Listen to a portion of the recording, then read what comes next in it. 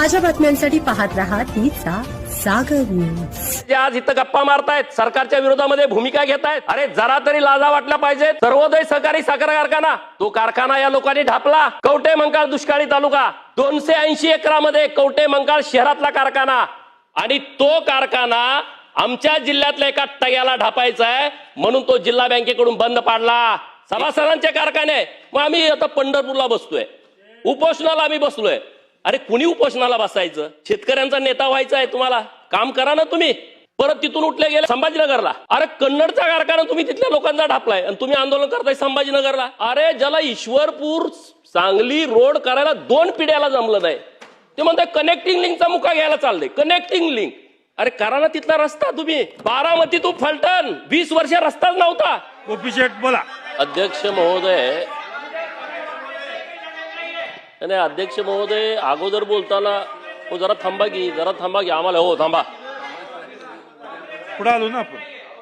अध्यक्ष महोदय, मध्ये 2 राहिले का? 292 अन्वये विरोधी पक्षाच्या वतीनं अंतिम आठवडा प्रस्ताव तुमचा खाली सभागृहामध्ये आणलेला आहे। तुमचा खाली या विषयावरती माझं मत व्यक्त करण्यासाठी मी उभा आहे। नाही, मध्ये 2 आवडसाहेब अंतिम आठवडा प्रस्तावामध्ये आवडसाहेब मध्ये आले की तू विरोधी पक्षाच्या वतीनं अनेक देतो मान्यवर सदस्यांनी आपलं मत व्यक्त केलेलं आहे। यामध्ये शेतकऱ्यांचा महत्त्वाचा विषय पुण्यश्लोक अहिल्यादेवी होळकर यांच्या नावानं कर्जमुक्ती योजना राज्याचे लोकप्रिय मुख्यमंत्री माननीय देवाभाऊंनी आणली। त्याबद्दल मी त्यांचं मनपूर्वक आभार व्यक्त करतो, अभिनंदन करतो। पुण्यश्लोक अहिल्यादेवींच्या त्रिशताब्दी जयंतीच्या निमित्तानं राज्यभर देशभर खूप कार्यक्रम झाले। 301वी जयंती झाली आणि या जयंतीच्या नंतर महाराष्ट्रातल्या शेतकऱ्यांच्या संदर्भातली कर्ज माफीची योजना आली। मुळामध्ये 7/12 ही पद्धतच पुण्यश्लोक अहिल्यादेवींच्या मूळरूढ झालेली आहे आणि शेतकऱ्यांच्या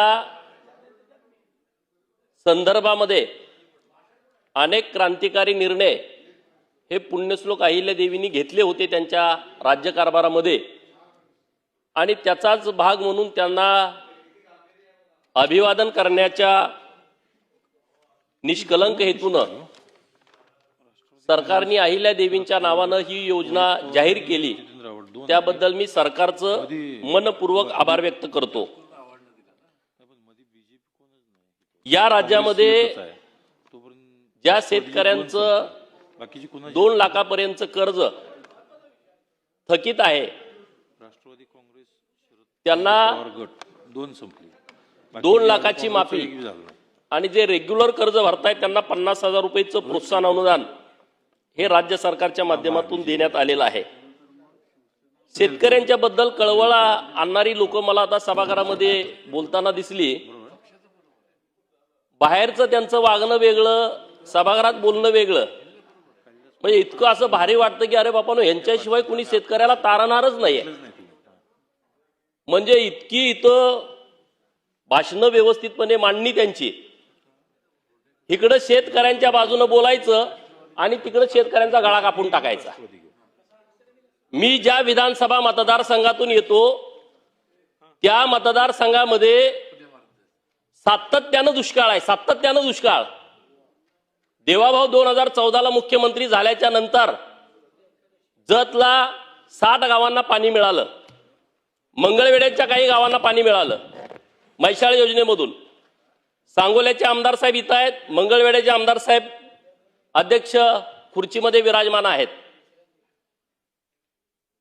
जतची 60 गावं, कवठे मंकाळ, मिरजचा पूर्व भाग, तासगावची काही गावं, या सगळ्या भागांना म्हैसाळमधून पाणी मिळालं। जत तालुक्यातला शेतकरी हा सातत्यानं दुष्काळाचा सामना करतोय। निसर्ग कोपलेला, 3-3, 4-4 वर्ष सलग पाऊस पडत नाही अशी परिस्थिती। आज पण इकडे मुंबईला पाऊस पडला, ठाण्याला पाऊस पडला, वसईला पाऊस पडला, कोकणात पाऊस पडला, लोणावळ्याला पडला, नाशिकला पडला, परंतु आपल्या भागात कुठंच पाऊस पडला नाही. जो पडलाय एकदम कमी प्रमाणामध्ये, म्हणजे एक वेळचं पण पाणी त्या पावसामुळं भागेल अशी परिस्थिती नाही. माझ्या जत तालुक्यातल्या लोकांनी 22,000 सभासदांनी गळ्यातलं मंगळसूत्र घाण ठेवून, कानातलं किडूक मुडूक मोडून, शरड करड विकून, काय काय सभासद असे आहेत दुसऱ्याच्या चाकरी राहून त्याचे पैसे उचलून सभासद फी भरून जत मध्ये 250 एकरामध्ये कारखाना उभा केला. तो कारखाना जत शहरामध्ये आहे, जिथं गुंट्याचा दर लाखामध्ये आहे. 250 एकर जागा, कारखान्याच्या मशिनरी, गोडाऊन, हे 40 कोटी रुपये ज्या लोकांनी ढापलं, ती लोक इथं सभागृहामध्ये शेतकऱ्यांची बाजू घेत आहेत. लाज वाटायला पाहिजे, लाज.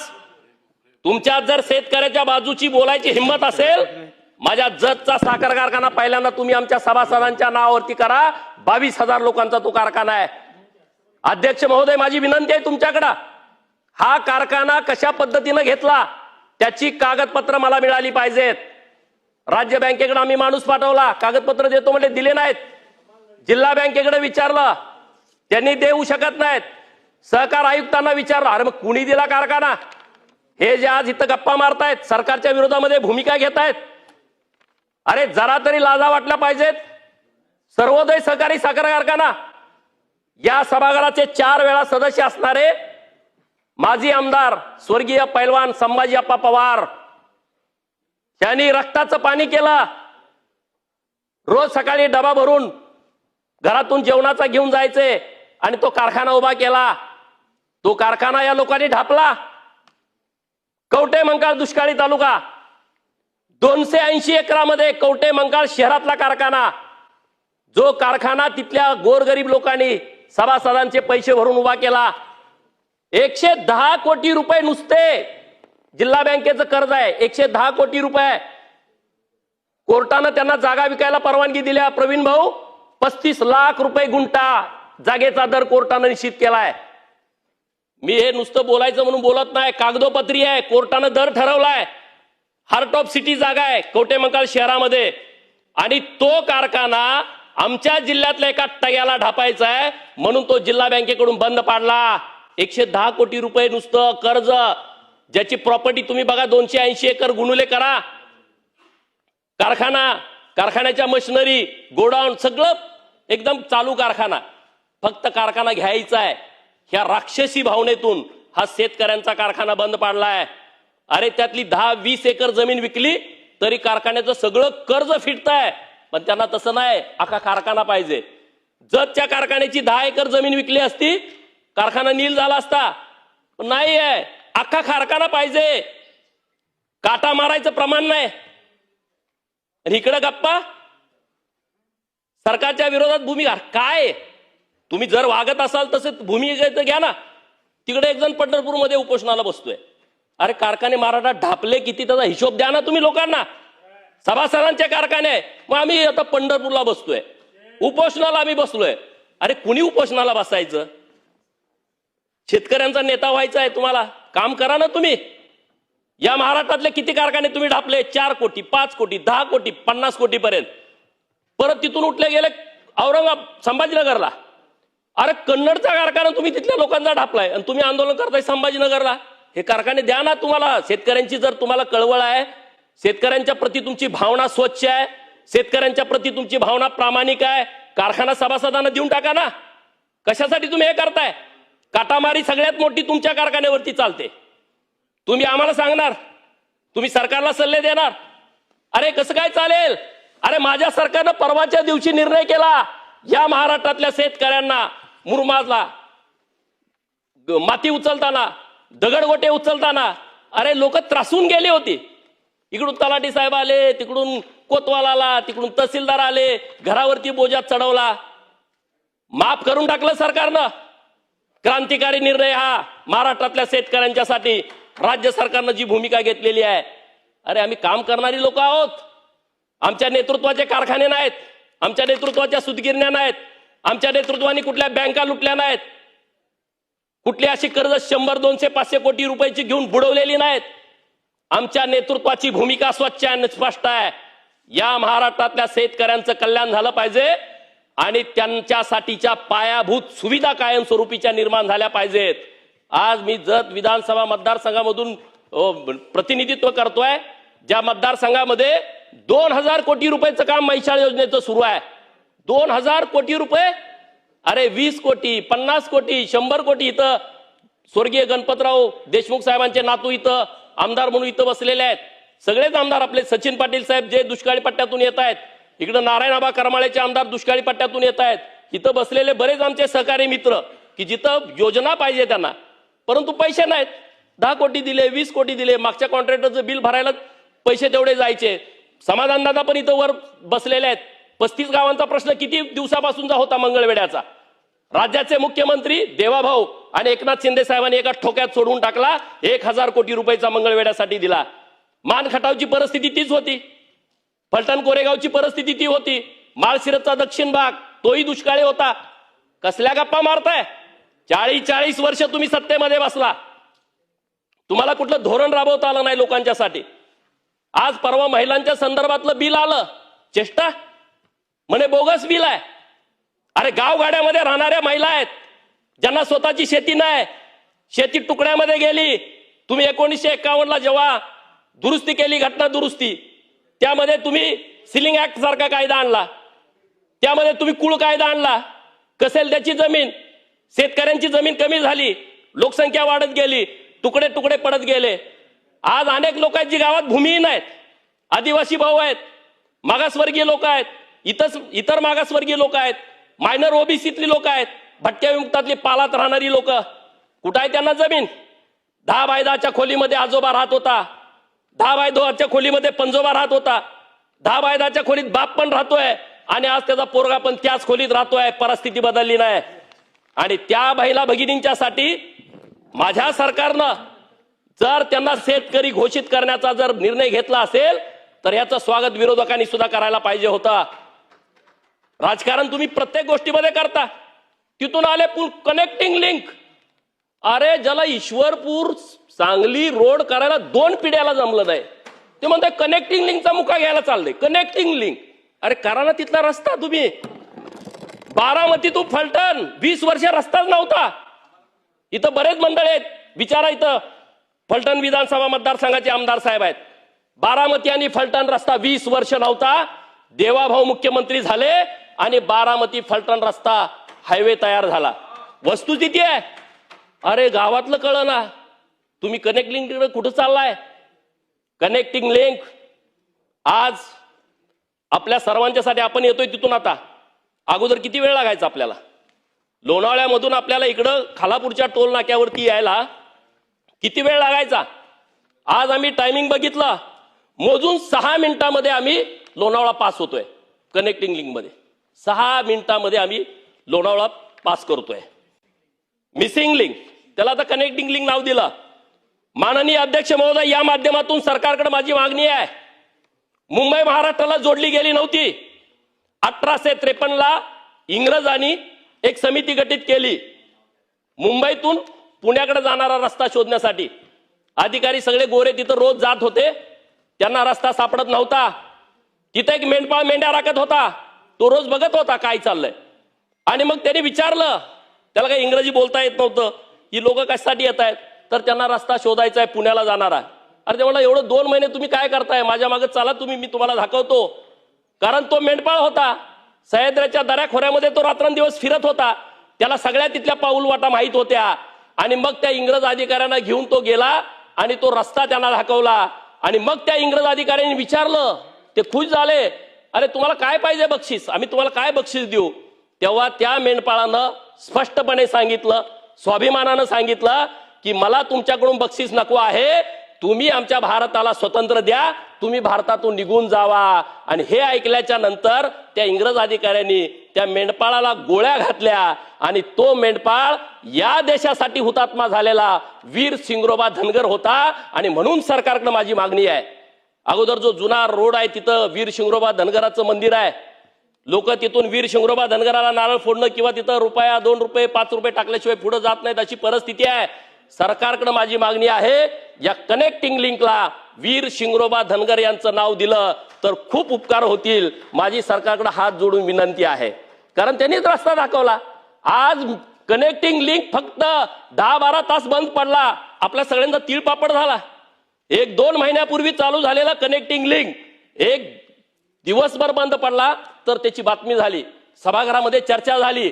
आणि मग तो विचार करा, मुंबई ही महाराष्ट्राला उर्वरित जोडलेलीच नव्हती आणि ती ज्या माणसामुळे जोडली असेल तर त्यांचं नाव देण्यात यावं अशी मागणी माझी सरकारकडे आहे. अध्यक्ष महोदय, बरेच विषय आहेत. आज लोक बोलतात सरकार जमीन, अरे हे टगे तेच आहेत. सरकारी जमिनी तुम्ही घेता तुमच्या संस्थांना, कवडी मोल दरानं घेता, 1 रुपयाच्या भाड्यानं घेता आणि ते परत तुम्ही त्याचं बाजार मांडता, कमर्शियल यूज साठी त्याचा उपयोग करता. एक फक्त उदाहरण मी देतोय. आपल्या पनवेल जवळ एका आमच्या सांगली जिल्ह्यातल्या स्वतःला अत्यंत सुसंस्कृत समजणाऱ्या व्यक्तिमत्वानं सरकारची जमीन घेतली. जमीन घेतल्याबद्दल दुमत नाही, परंतु त्यातून 2 एकर जमीन रस्त्यामध्ये गेली. त्याचे पैसे तुम्ही घेता सरकारी जमिनीचे. का नाही तुम्हाला वाटलं ही सरकारची प्रॉपर्टी आहे, आपण ते पैसे सरकारकडे भरावे? त्यांनी भरलेले आहेत. म्हणजे असे अनेक विषय आहेत. आणि म्हणून महाराष्ट्रामध्ये महाराष्ट्र सरकारची जमीन ज्या लोकांनी घेतली आहे आणि त्या कारणासाठी वापरली नसेल तर त्याचा एक आराखडा तयार करावा आणि ती माहिती आपल्या सभागृहासमोर पुढच्या अधिवेशनामध्ये ठेवली पाहिजे. आमचा तो अधिकार आहे, आमचा तो राईट आहे. अरे गावात 500 स्क्वेअर फुटाचं घर बांधलं तर आपण जातो अतिक्रमण काढा म्हणून. कोर्टानं निर्णय दिला की ही सगळी घरं काढून टाका. महाराष्ट्र सरकार आपलं एक पाऊल पुढे टाकलं आणि 2011 पर्यंतची जी घरं आहेत ती घरं कायम केली. जर 500 स्क्वेअर फूट आपण घर, ज्या लोकांना घर नाही त्यांना घर बांधायला जागा देत नसेल तर अशा शेकडो हजारो कोटी रुपयाच्या प्रॉपर्ट्या काही लोकांनी घशात घातलेल्या आहेत, तर त्या प्रॉपर्ट्या सरकार जमा करण्याची आवश्यकता आहे. अशी भूमिका माझी आपल्या माध्यमातून सरकारकडे आहे. अध्यक्ष महोदय, विद्यार्थ्यांचा विषय या प्रस्तावामध्ये आहे आणि त्या विद्यार्थ्यांच्या विषयामध्ये मला सरकारला तर धन्यवाद द्यायचा आहे. सरकार अनेक संस्था, काही जुन्या होत्या त्यांना चांगला निधी देते, काही नवीन संस्था सरकारनं निर्माण केल्या, परंतु त्यामध्ये थोडी तफावत आहे. अध्यक्ष महोदय, आज महाराष्ट्रामध्ये बार्टी संस्था माझ्या मागासवर्गीय विद्यार्थ्यांच्यासाठी काम करते आहे. 13% समाज आपण 300 कोटी रुपयाचा निधी उपलब्ध करून देतोय. TRTI संस्था आदिवासी बांधवांच्यासाठी काम करते आहे. 7% समाज आपण 300 कोटी रुपये देतोय. SCBCच्या माध्यमातून आपण महाराष्ट्रात मराठा समाजाला सारथीच्या माध्यमातून आपण मुलांच्यासाठी योजना राबवतोय. या सारथीला पण आपण 300 कोटी रुपये देतोय. आणि महाज्योती ही पण संस्था आहे ओबीसींच्यासाठी काम करणारी, आणि महाज्योतीमध्ये 60%, 52% वेगवेगळे आकडे आहेत. एवढा मोठा समूह आहे, त्यांनाही आपण 300 कोटी रुपये देतोय.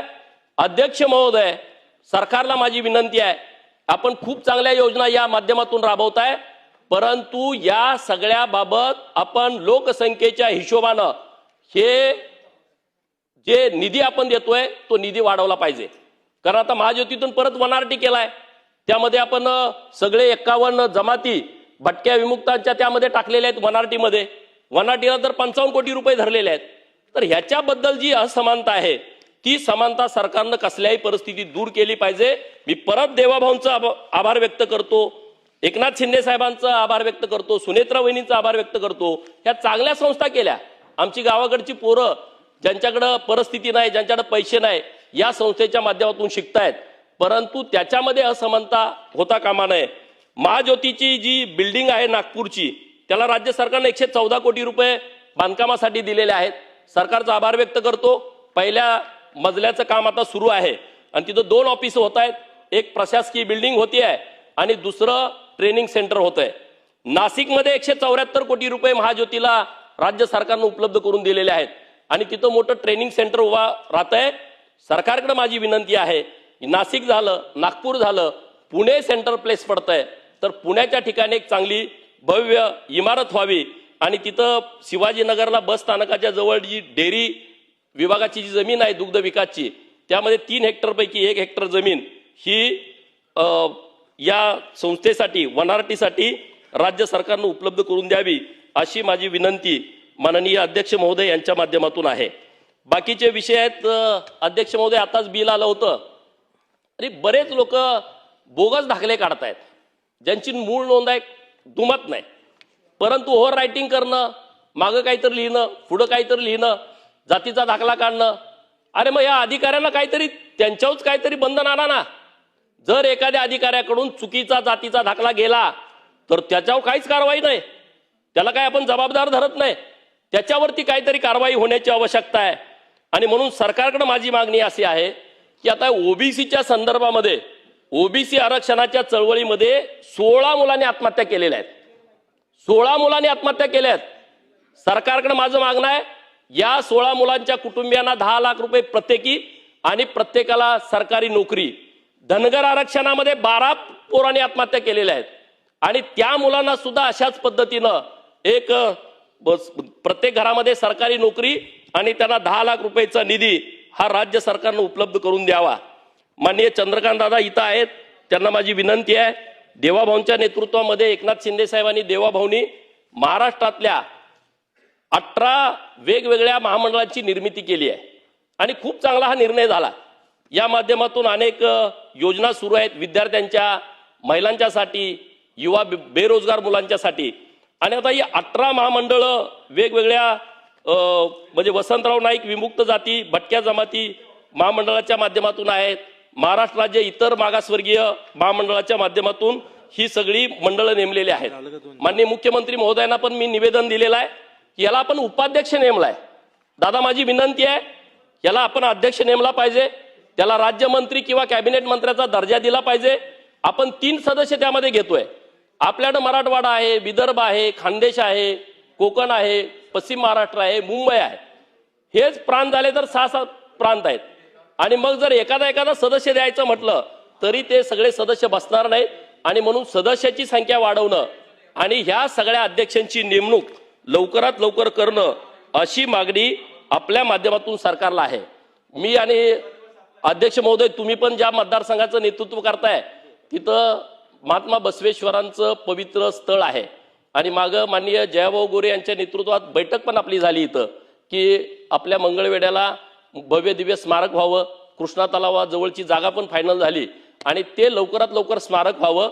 दुसरा मुद्दा असा आहे की महाराष्ट्रामध्ये लिंगायत समाज खूप मोठ्या प्रमाणात आहे. लिंगायत समाज मोठ्या प्रमाणात आहे, परंतु कन्नड बोलणारी लोक आता कमी झालेले आहेत आणि महात्मा बसवेश्वरांचं संत साहित्य आहे सगळं हे कन्नडमध्ये आहे. आणि म्हणून राज्य सरकारकडे माझी मागणी आहे, मी तशा पद्धतीचं पत्र पण दिलंय की हे कन्नड साहित्य हे राज्य सरकारनं मराठीमध्ये ट्रान्सलेट केलं पाहिजे आणि महाराष्ट्रातल्या सगळ्या लोकांच्यासाठी ते उपलब्ध करून दिलं पाहिजे. अशा पद्धतीच्या सूचना आपण द्याव्यात. मी सरकारचा आभार व्यक्त करतो की माझ्या विधानसभा मतदारसंघामध्ये उमदी टू जत 502 कोटी रुपयाचा रस्ता सरकारनं मंजूर करून दिलेला आहे. जतचे लोक म्हणतात की पहिल्यांदाच इतक्या मोठ्या प्रमाणातला निधी हा जत तालुक्यासाठी मिळतोय. नंबर 1 घ्यायचा आहे, बॅकलॉग आहे मोठा. दुसरा मुद्दा पंचायत समितीची इमारत खाली बसून 60 वर्षापूर्वीची होती.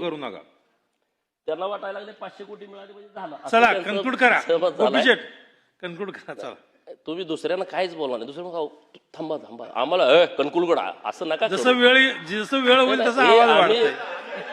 जिथं तुम्ही दादागिरी दाखवा तिथं दाखवा ना त्यांना. आम्हाला आम्ही सगळे मागच्या लाईनीवरची लोक आहे. तर माझी विनंती आहे की जतला पंचायत समितीची इमारत नव्हती, 15 कोटी रुपये दिले. जतला नगरपालिकेची इमारत नाही कैलास दादा. 10 बायताच्या आमच्या चेंबरमध्ये आमचे शिव पण बसतात, नगराध्यक्ष पण, उपनगराध्यक्ष पण, आमच्या नगरसेवकाची मीटिंग पण. कसं शक्य आहे सांगा? म्हणजे किती मागास ठेवलं. ही लोक इथं बोलतात ना 20-20 वर्ष सभागृहात मंत्री म्हणून राहिलेले आहेत. अन्याय दुसऱ्या कोणी केला नाही आमच्यावर. नाही हे कोण मी मानतच नाही, जाऊ दे आता कोणाचं नाव घेऊ नका. पण हे असले विषय नाहीत हो. हे काय वाटतं लोकांना की या बाकीच्या लोकांना काही कळतच नाही. आम्ही म्हणजे कोणतरी सुसंस्कृत लोक आहे. मग आम्ही कोण आहे? आम्ही कोण आहे हा? अरे त्यामुळं आता नगरपालिकेची इमारत आम्हाला 10 कोटी रुपयाची दिली सरकारनं. पहिल्यांदा घडतंय जतसाठी असं. प्राणी संग्रहालयाचा प्रस्ताव आमचा आलाय आता, तो केंद्र सरकारनं राज्य सरकारनं लवकर पाठवावा आणि त्याला आमची मंजुरी करून द्यावी. एक भव्य दिव्य प्राणी संग्रहालय आमच्या जतमध्ये 110 एकरामध्ये उभा राहत आहे. जतला रोज 4 ते 5 हजार लोक येतील अशी व्यवस्था सरकारच्या माध्यमातून उभा राहते आहे. अशा पद्धतीचं काम राज्य सरकारच्या माध्यमातून सुरू आहे. मी या प्रस्तावावरती तुम्ही मला बोलण्याची संधी दिली त्याबद्दल मनपूर्वक आभार व्यक्त करतो आणि थांबतो. धन्यवाद. ब्युरो रिपोर्ट 30 जागर न्यूज.